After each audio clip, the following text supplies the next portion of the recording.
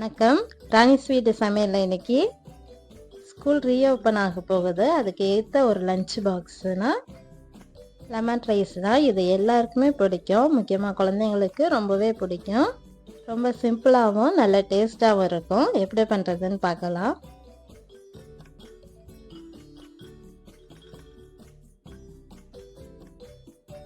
ஒரு கடாயில் 4 ஸ்பூன் அளவு எண்ணெய் சேர்த்துருக்கேன்.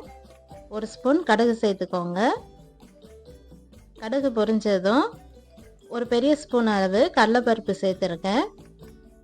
கடலைப்பருப்பு பொன்னிறமாக வரணும், அது வரைக்கும் கொஞ்சம் வறுத்துக்கிடணும்.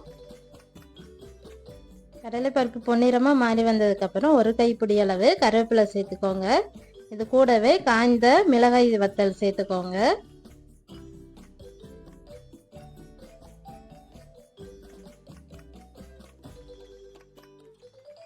மிளகாய் வத்தல் காய்ந்ததும் ஒரு அரை டீஸ்பூன் அளவு மஞ்சத்தூள் சேர்த்துக்கோங்க.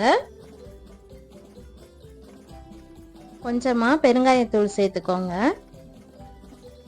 1 டீஸ்பூன் அளவுக்கு சேர்த்தாலும் போதும்.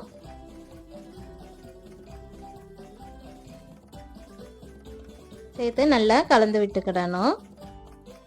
தேவையான அளவு உப்பு சேர்த்துக்கிடணும். அடுப்பை லோ ஃப்ளேம்லேயே வச்சுக்கோங்க. உப்பு சேர்த்து கலந்து விட்டுட்டு நம்ம பிழிஞ்சு வச்ச லெமன் ஜூஸை சேர்த்துக்கிடணும். லெமன் ஜூஸ் ஊற்றினதுக்கப்புறம் 1 நிமிஷம் கொதிச்சா போதும், ரொம்ப நேரம் வைக்க வேண்டாம். அடுப்பை ஆஃப் பண்ணிவிட்டு நம்ம சாப்பாடை கொஞ்சம் கொஞ்சமாக சேர்த்து கலந்து விட்டுக்கிடணும். சாப்பாடை முழுவதும் சேர்க்காம கொஞ்சம் கொஞ்சமாக சேர்த்து நம்ம கலந்து விட்டுக்கிடணும். இந்த சாப்பாட்டோட அளவு ஒரு பெரிய டம்ளருக்கு அரிசி எடுத்து வேக வச்சு எடுத்துருக்கேன். இதுக்கு ஒரு சின்ன லெமனு கரெக்டாக இருந்துச்சு. இந்த அளவுக்கு பாருங்கள், நல்லா சாப்பாடை சேர்த்து கலந்து விட்டுக்கிடணும்.